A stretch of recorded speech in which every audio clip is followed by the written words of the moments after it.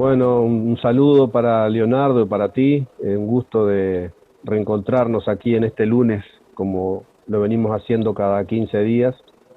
Eh, la verdad que todas las semanas hay noticias que dan ganas de seguir hablando y profundizando estos temas que venía planteando Leonardo, ¿no?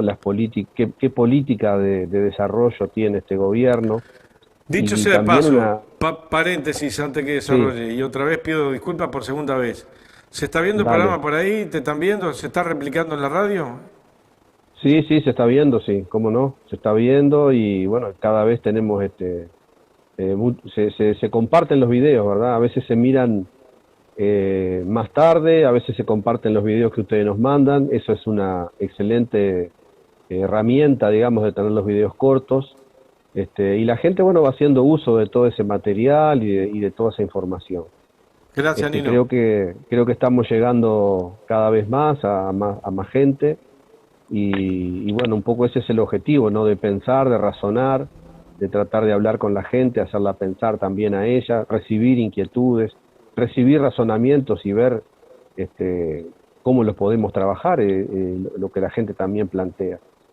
Que justamente, bueno, en esta semana, te decía, se han producido algunos hechos que tienen muchísimo que ver con las políticas de desarrollo. Este, y el presidente estuvo ahí en la Confederación, en la Sociedad Fomento Rincón del Cerro, y salieron algunos datos que son realmente preocupantes, ¿no? El ministro de Ganadería habló de que el fondo de la granja tiene déficit.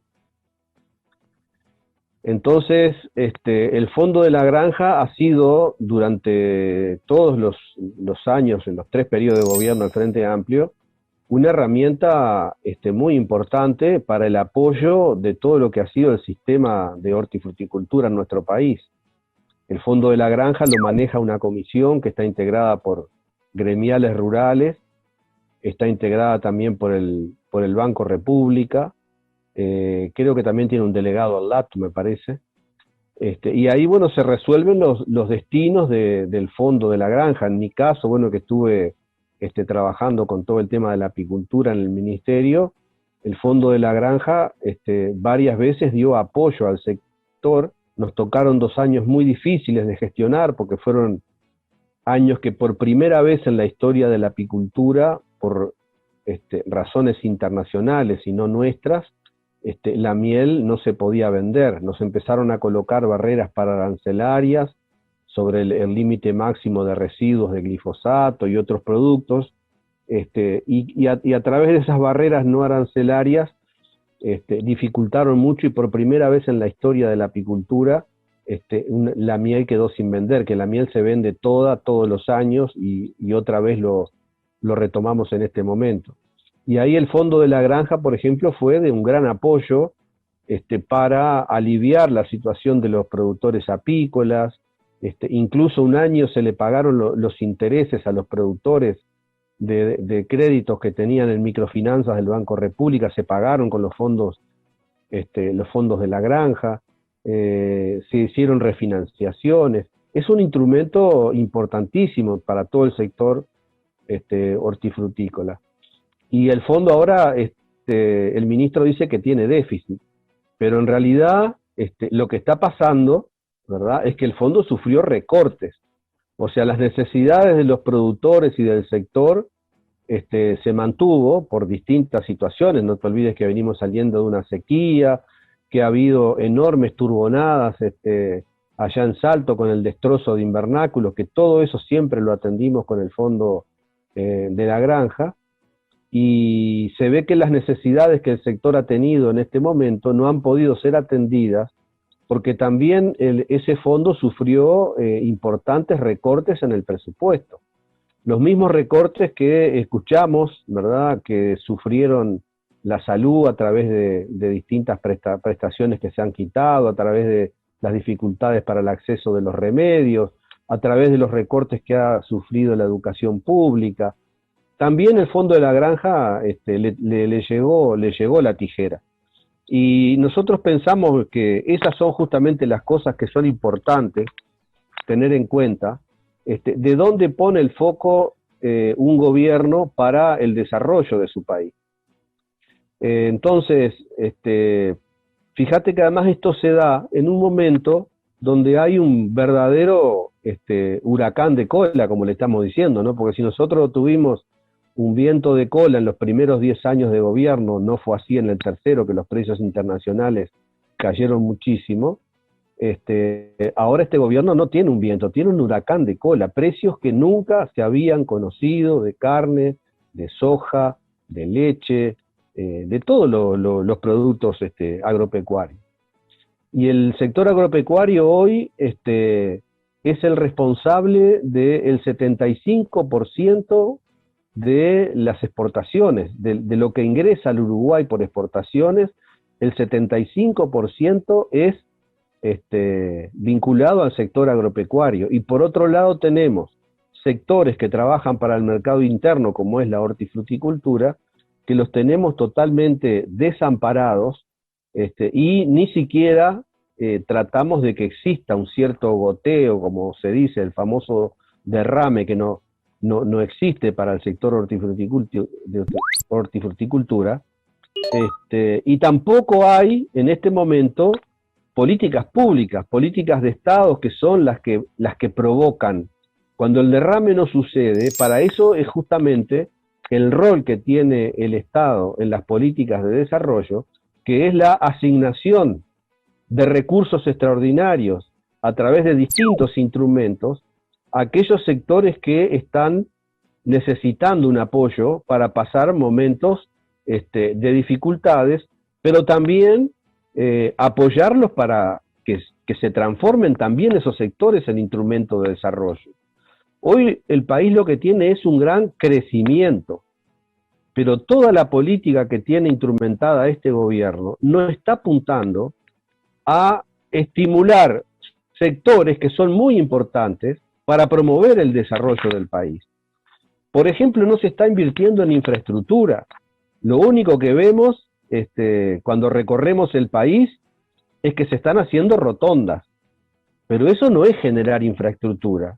No hay políticas de mediano y largo plazo energéticas en marcha. Hay muchísimos anuncios a través de distintos ministros y distintos directores de ministerios que hablan de programas, ya llevan 2 años y medio, pero no han logrado concretar ninguna política seria, energética, que realmente, bueno, diga, acá hay un proyecto de desarrollo de energías alternativas en marcha. No están haciendo ese tipo de inversiones. Han recortado las inversiones que tenían las empresas públicas. Y asistimos a la lamentable situación, ¿verdad?, que está viviendo hoy el país, y hay que mencionarlo. Un minuto hay que mencionarlo, porque no puede ser que en un programa como este no digamos, ¿verdad?, que hay niños y adolescentes que están yendo a estudiar con hambre, mal alimentados, debilitados. Entonces, ¿qué desarrollo vamos a tener si nosotros no apostamos a destinar recursos extraordinarios de un momento donde están ingresando un volumen importantísimo de recursos a través de instrumentos y de políticas públicas, destinarlos a fortalecer todo lo que es la educación? Porque sin educación no hay desarrollo. Y nosotros no estamos viendo que el gobierno esté haciendo ni en infraestructura, ni en políticas de desarrollo, ni en ciencia y tecnología, que están sufriendo los recortes. La universidad ha tenido que suspender carreras que tenía programadas en su proyecto de descentralización, tan importante para el interior del país. Ha tenido que suspender carreras porque le han recortado los recursos que necesitaban para llevar adelante esas carreras terciarias que estaban planificadas, que estaban programadas y que estaban acordadas porque son el resultado de un trabajo que hace la universidad con la sociedad civil. No es que a la universidad se le ocurre instalar una carrera de X tema en un determinado territorio. Hay un trabajo previo de trabajo con la sociedad civil, con la sociedad organizada, con los trabajadores, con los comerciantes, con los productores, con los empresarios, y no se logra. Eso sí, no están los recursos. Entonces, lo que estamos viendo, ¿verdad?, es que a través de este conjunto de recursos extraordinarios que vienen, no se está haciendo esa distribución, y tampoco se está apostando, que es otra cosa muy importante para los procesos de desarrollo, a fortalecer el mercado interno a través de salarios, jubilaciones y pensiones. Al contrario, se están recortando porque el consumo fue en alguna medida uno de los motores importantes del crecimiento que hubo en los 15 años del Frente Amplio. Lo que hace es retroalimentar la industria, pequeña y mediana industria, que trabaja para el mercado interno. Y sin un consumo dinámico, todas esas industrias que trabajan para el mercado interno empiezan a desaparecer, empiezan a generar problemas de eficiencia, no tienen estímulos para invertir en tecnología, para desarrollarse, y aquellos países que han logrado importantes procesos de desarrollo, lo que han tenido ha sido un mercado interno fortalecido, a través del cual las pequeñas y medianas empresas comienzan a desarrollar sus procesos productivos, a invertir, a desarrollar tecnología, y a partir de ahí, bueno, pueden comenzar a enfrentar de alguna manera lo que se conoce como, bueno, las empresas que comienzan a participar en los procesos de exportación, a tener contactos con el mercado internacional, ¿verdad? Y a poder realmente llevar adelante un proceso integral de desarrollo. Entonces, se está haciendo todo exactamente al revés de lo que se debería hacer, exactamente al revés. Yo digo, el Frente Amplio hizo una cantidad de reformas con el viento de cola, hizo una cantidad de reformas que solucionó un conjunto de problemas de salud, la reforma tributaria, ¿verdad?, que eliminó como 14 impuestos, y logró, bueno, una reforma tributaria que hoy está vigente y que nadie la toca, porque estaba bien hecha, bien diseñada. El sistema integrado de salud, ¿verdad?, que le solucionó el problema a familias enteras que no tenían cómo atender la salud de sus hijos. Primero porque la salud pública era un desastre, era un verdadero desastre la salud pública. Y segundo, porque no podían pagar las cuotas de las mutuanistas cuando sus hijos eran menores. Todo eso se solucionó con la reforma de la salud. Entonces, todo eso en realidad no era solamente por la salud, no era solamente por la educación, era porque todo eso formaba parte de un conjunto de políticas que tomaron el viento de cola, distribuyeron los recursos, apuntando a un proceso de desarrollo. Que los procesos de desarrollo no se decretan. No es que yo digo hoy soy desarrollado porque pasa esto y esto. No, los procesos de desarrollo son procesos acumulativos sociales, acumulativos en lo económico, acumulativos en la inversión, acumulativos en tener una estrategia y hacia dónde se quiere ir. Y para eso se desarrolló en el gobierno, ¿verdad?, un conjunto de instituciones que analizaron estos temas en forma transversal, porque se formaron los famosos gabinetes, el productivo, el social, el de la ciencia y la tecnología y la innovación, y otros más que había. Se fueron desarrollando esos gabinetes con varios ministerios que trabajaban en forma articular, horizontal y articulada, y luego, faltando 2 años del último gobierno, se aprueba la Ley de Transformación Productiva, ¿verdad?, que crea el Gabinete de la Transformación. Entonces, y todo eso se borró de un plumazo en la OPP. No existe más. O sea, la OPP, que es la Oficina de Planeamiento y Presupuesto, con el señor Alfie a la cabeza y una gran tijera, termina siendo la Oficina de Presupuesto para hacer el conjunto de recortes para que le cierre en la famosa cuenta del déficit fiscal, ¿verdad? Entonces, todo lo que se fue diseñando y promoviendo, que eran parte fundamental de un proceso de desarrollo, se fue desarticulando, y hoy el gobierno está haciendo exactamente todo lo contrario, con este enorme viento de cola que viene hoy, mucho más grande que el que tuvimos nosotros, el huracán de cola que tienen hoy los precios internacionales de los alimentos.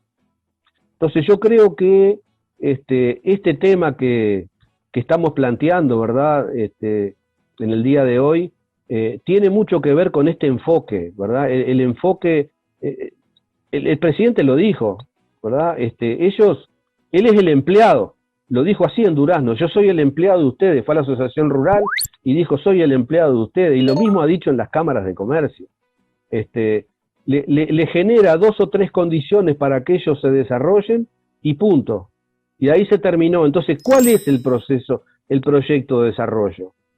¿Qué es lo que iban a hacer con la educación, que es clave en la formación y la capacitación de los uruguayos para que tengan empleo en un futuro, en una sociedad que avanza y en puestos de trabajo y de empleo que cada vez son diferentes, mucho más dinámicos y requieren mayores capacitaciones? ¿Cuál es la reforma educativa que han hecho ahora? No han hecho absolutamente nada, de fondo nada, y apenas son más los recortes que ha sufrido la educación que las modificaciones que ellos han hecho, que no han servido absolutamente para nada.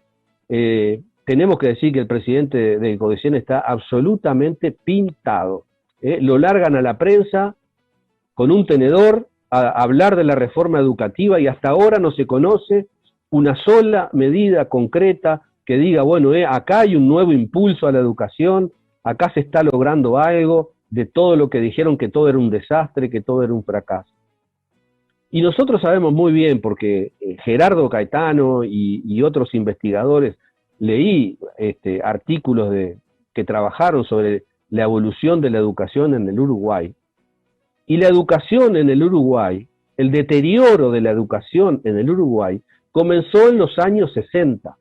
Hasta el año 60, Uruguay era punta en Latinoamérica.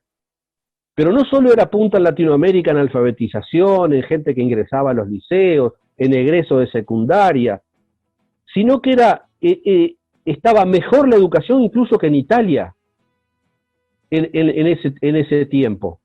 Y estaba mucho mejor, por ejemplo, que Corea. Pero resulta que en la década del 60 comenzó el deterioro educativo a través de, primero que nada, los recortes salariales que le hicieron a los maestros, ¿verdad? Como le hicieron a muchos funcionarios públicos en esa época, y terminamos en la década del 70 con la dictadura, y una masa salarial que era la mitad de la que había en los años 50 y 60. Entonces, y ahí comenzó el deterioro educativo, y empezaron a pasarnos todos. Corea en esa época, que además tenía una estrategia y sabía a dónde apuntaba, hizo una reforma educativa que nos pasó por arriba, ¿verdad? Hoy no le llegamos ni a los talones a Corea, y Corea es un país desarrollado porque tenía una estrategia educativa, apostó con recursos, con planificación, y llegó a tener un desarrollo educativo que es la base de los procesos de desarrollo. Entonces, después vinieron acá a hablar de fracaso, ¿y quiénes fueron los que hundieron la educación? Fueron ahí en los 60, ahí fueron cuando hundieron la educación, fue Pacheco, fue la dictadura, fue Sanguinetti en el 85, que no hizo absolutamente nada para recuperar todo lo que se había perdido a nivel educativo, sin ningún tipo de planes. Entonces, yo insisto en esto, ¿verdad? Es decir, estamos enfrentando hoy un huracán de cola con precios internacionales históricos como nunca ha tenido el gobierno. El Frente, cuando los tuvo, diseñó programas y proyectos a través del Estado como conductor para mejorar las cosas que son fundamentales y que hubiera recursos para que comenzara un proceso de desarrollo en ciencia, en tecnología, en innovación, en salud, en educación, en infraestructura, ¿verdad? Las mayores inversiones en infraestructura que se han hecho en este país, y uno hoy recorre las rutas y lo único que ve es que están haciendo una rotonda y ensanchando unos puentes, pero no tienen ninguna planificación como tuvimos. A ver, una obra como la de sulfurizadora de ANCAP no existe. No hay una obra como esa desarrollada y pensada para este quinquenio. O una obra como la que hizo Antel, de tender una fibra óptica para que todo el Uruguay tuviera conectividad. Eso es pensar políticas de desarrollo, eso es derramar, eso es inversión. Y hoy no se está haciendo absolutamente nada con este huracán de cola que tiene el Uruguay, y los recursos se están quedando en poquísimas manos. Creo que estamos redondeando, Néstor, ya estamos muy cerca del cierre. Te dejo, no sé, para algún comentario o hacer algún tipo de pregunta. Bien, yo en realidad tengo algo para sumarte ahí, hoy no tengo para preguntarte, porque mientras me sacaron de pantalla, ¿Sí? tuvimos una comunicación en directo con José Pepe Vallardi, que se integra a partir del 15 de este mes, con una columna en Andares, a hablar de internacionales, tema de él, internacionales. Es muy importante, la inserción internacional del Uruguay es clave, ¿verdad? Nosotros 100 países nuevos incorporamos a la actividad comercial y hoy no se sabe cuál es la agenda internacional del presidente. Creo que te quería decir, Nino, que acá en la Ruta 9 inauguraron un montón de rotondas. Son las obras. Claro, sí. Son las que había diseñado el Toto Rossi, dicho ese paso, ¿no? También, sí, muchas quedaron diseñadas, exactamente. Todo lo que se está haciendo en el Balneario, la doble vía San José, todo eso ya estaba diseñado, pero, a ver, no hay desarrollo de infraestructura. Y la que teníamos, como el puerto, se lo entregamos a una empresa extranjera, ¿verdad? Entonces, el puerto de Paysandú, que se había reflotado, que estaba trabajando alrededor de 250.000 toneladas por año, hace 1 año y medio en el puerto de Paysandú que nos sale una bolsa de soja.